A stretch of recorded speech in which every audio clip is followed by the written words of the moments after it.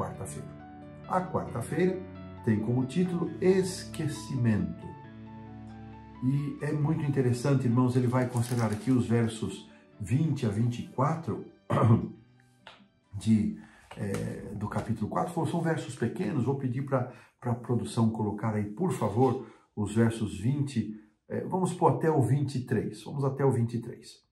As 12 pedras que tiraram do Jordão, levantou a Josué em coluna em Gilgal.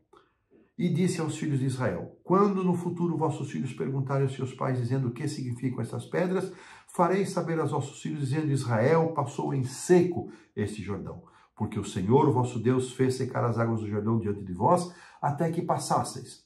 Como o Senhor, vosso Deus, fez ao mar vermelho, ao qual secou perante nós, até que passamos. Interessante que o 23, ele coloca até que nós. Ele, Caleb e mais um outro grupo, que naquela época tinha de 20 anos para baixo. Não sabemos quantos deles chegaram lá. Então, essas pedras deveriam cumprir um papel muito importante. Agora, irmãos, a lição, o auxiliar do professor trouxe uma reflexão muito interessante acerca do impacto do esquecimento dos feitos de Deus, abrindo um caminho de ingratidão e permitindo que a idolatria se assentasse. Ele, até uma frase, idolatria é uma gratidão proveniente de uma amnésia espiritual catastrófica. Olha que coisa interessante. Não é só um jogo de palavras. Idolatria se instala quando um coração ingrato que não reconhece feitos e bênçãos de Deus é tomado por uma amnésia, por um esquecimento catastrófico. Então nós vamos criando deuses à nossa própria feitura, da mesma forma como os israelitas fizeram lamentavelmente depois da morte de Josué. Então, irmãos, aqui o verso 23, Josué faz esse destaque, né? Passamos o Jordão em seco, como nós também havíamos visto a passagem pelo Mar Vermelho. E é muito interessante, irmãos, aqui a lição está trabalhando para que nós não nos esqueçamos do Senhor. Mas vale aqui um comentário de que quando Deus se lembra, não é porque ele se esquece, é só uma forma de expressão, quando Deus se lembra, quando aparece essa expressão, normalmente isso ocorre com Deus agindo favoravelmente em favor do seu povo. Agindo favoravelmente em favor do seu povo. Sabe, meus queridos irmãos, quero retomar aqui uma outra contribuição dos comentários de Ellen White. Ela diz o seguinte: a influência desse prodígio, tanto sobre os hebreus quanto os inimigos, foi de grande importância. Foi uma segurança para Israel sobre a presença e proteção contínua de Deus, prova de que ele agiria em favor deles por intermédio de Josué, como fizera por meio de Moisés.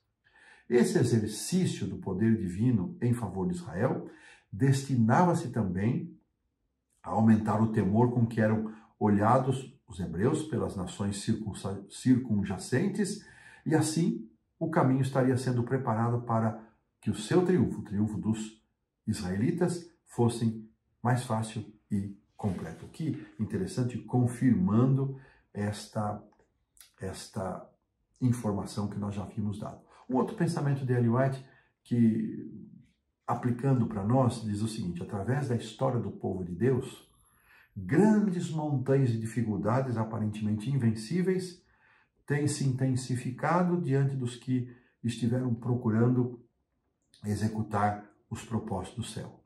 Esses obstáculos, que muitas vezes impedem o progresso, são permitidos pelo Senhor como uma prova de fé.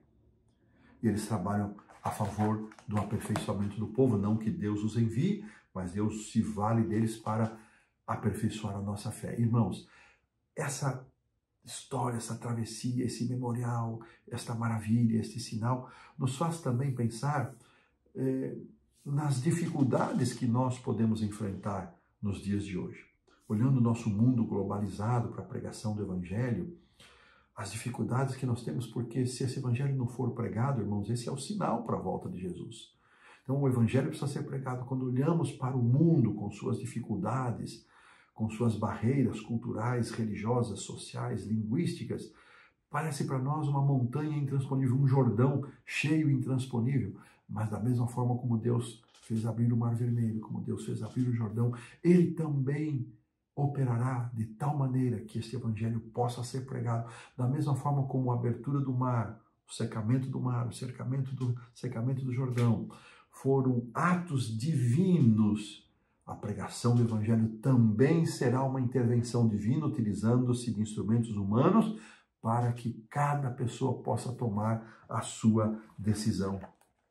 E assim, irmãos, nós somos chamados a não nos esquecer dos feitos e das maravilhas. E aqui um texto que aparece na lição, em vários lugares nos escritos de Ellen White ele aparece, vou pedir para a produção colocar, em Vida e Ensinos, página 143, assim nós podemos ler.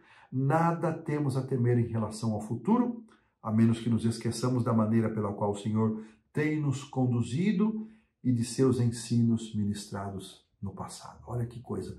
Nada temos que temer quanto ao futuro, irmãos, a menos que duas coisas vão acontecer. Nós esquecermos das coisas que Deus já fez em favor da minha vida, da sua vida, em favor da sua igreja, ou esquecermos os ensinamentos. E com este pensamento, irmãos, que nada temos que temer, não importa a barreira que esteja à nossa frente, nada temos que temer, Deus está conosco, Deus vai à frente e nós colocamos um ponto final na lição da quarta-feira.